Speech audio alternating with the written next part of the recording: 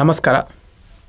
ಪ್ರತಿದಿನ ನಾವು ಏನಾದರೂ ಒಂದು ಸುದ್ದಿಯನ್ನು ನೋಡ್ತಾ ಇರ್ತೀವಿ, ಓದ್ತಾ ಇರ್ತೀವಿ, ಕೇಳ್ತಾ ಇರ್ತೀವಿ. ಅವುಗಳಲ್ಲಿ ಕೆಲವೊಂದಷ್ಟು ಸ್ಟೋರಿಗಳು ನಮಗೆ ಅಥವಾ ಸುದ್ದಿಗಳು ನಮಗೆ ನೆನಪುಳಿದ್ಬಿಡ್ತವೆ. ಹೀಗಾಯ್ತಾ ಅಂಥೇಳಿ, ಅಥವಾ ನಮ್ಮಲ್ಲಿ ಏನೋ ಒಂದು ಖುಷಿನ ಮೂಡಿಸ್ತವೆ, ಒಂದು ಆತಂಕವನ್ನು ಮೂಡಿಸ್ತವೆ.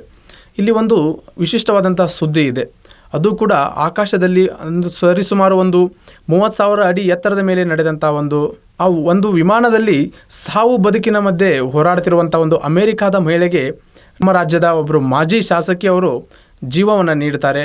ಹೌದು, ಆ ರಾಜಕೀಯ ನಾಯಕಿಯೊಳಗಿನ ಆ ವೈದ್ಯ ಎಚ್ಚೆತ್ತುಕೊಂಡಾಗ ಏನಾಯಿತು, ಅಲ್ಲಿ ನಡೆದದ್ದಾದರೂ ಏನು, ಈ ಒಂದು ವಿಡಿಯೋದಲ್ಲಿ ಹೇಳ್ತಾ ಹೋಗ್ತೀನಿ, ನೋಡೋಣ ಬನ್ನಿ. ಇದು ನಿಜಕ್ಕೂ ಎಲ್ಲರೂ ಕೂಡ ಹೆಮ್ಮೆ ಪಡುವಂಥ ಒಂದು ಸಂಗತಿ.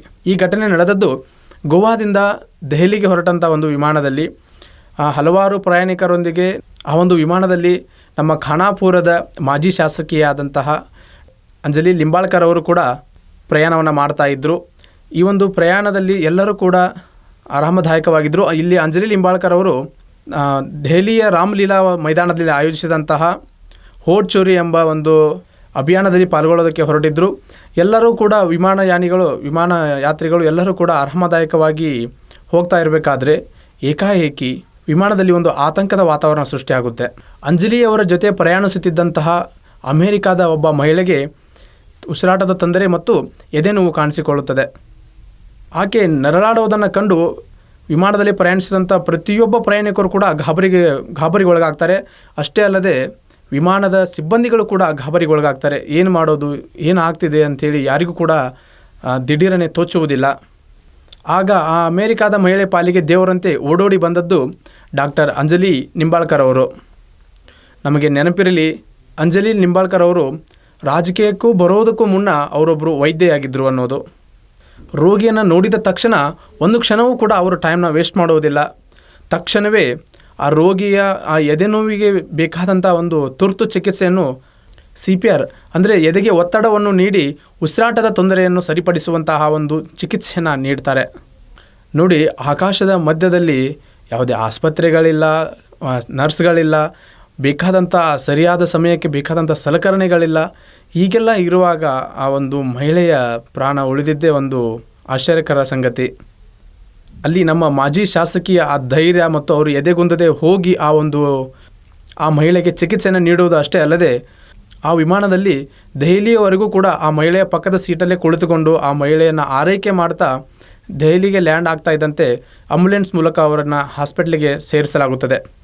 ಸಹ ಪ್ರಯಾಣಿಕರು ಹೇಳ್ತಾರೆ, ಒಬ್ಬಳು ತಾಯಿ ಮಗುವನ್ನು ಯಾವ ರೀತಿಯಾಗಿ ನೋಡ್ಕೋತಾರೆ ಆ ರೀತಿಯಾಗಿ ಅವರು ದೆಹಲಿ ಏರ್ಪೋರ್ಟ್ವರೆಗೂ ಕೂಡ ಆ ಅಮೇರಿಕಾದ ಹೆಣ್ಣು ಮಗಳನ್ನು ನೋಡಿಕೊಂಡ್ರು ಅಂತ ಹೇಳ್ತಾರೆ. ವಿಮಾನ ದೆಹಲಿಗೆ ತಲುಪಿದ ತಕ್ಷಣವೇ ಆಂಬ್ಯುಲೆನ್ಸ್ ಮೂಲಕ ಅವರನ್ನು ಹಾಸ್ಪಿಟ್ಲಿಗೆ ದಾಖಲಿಸಲಾಗುತ್ತದೆ. ಆ ಹಾಸ್ಪಿಟ್ಲಿಗೆ ದಾಖಲಿಸಿದಾಗ ಅಲ್ಲಿ ಹಾಸ್ಪಿಟ್ಲಿನ ವೈದ್ಯರು ಹೇಳ್ತಾರೆ, ಆ ಒಂದು ಪ್ರಥಮ ಚಿಕಿತ್ಸೆ ಅಥವಾ ಆ ಒಂದು ಚಿಕಿತ್ಸೆ ನೀಡದೇ ಇದ್ದಿದ್ದರೆ ಈ ಅಮೇರಿಕಾದ ಮಹಿಳೆ ಇಲ್ಲಿವರೆಗೂ ಬರ್ತಾ ಇರಲಿಲ್ಲ, ಬಂದರೂ ಅವಳು ಉಸಿರಾಡ್ತಾ ಇರಲಿಲ್ಲ, ಅವಳು ಬದುಕುಳಿತಾ ಇರಲಿಲ್ಲ ಅಂತ ಹೇಳ್ತಾರೆ. ಈ ಸುದ್ದಿ ತಿಳಿತಾ ಇದ್ದಂತೆ ನಮ್ಮ ಮುಖ್ಯಮಂತ್ರಿಗಳಾದಂತಹ ಸಿದ್ದರಾಮಯ್ಯನವರು ಒಂದು ಮನಮಿಡಿಯುವಂಥ ಟ್ವೀಟ್ ಮಾಡ್ತಾರೆ.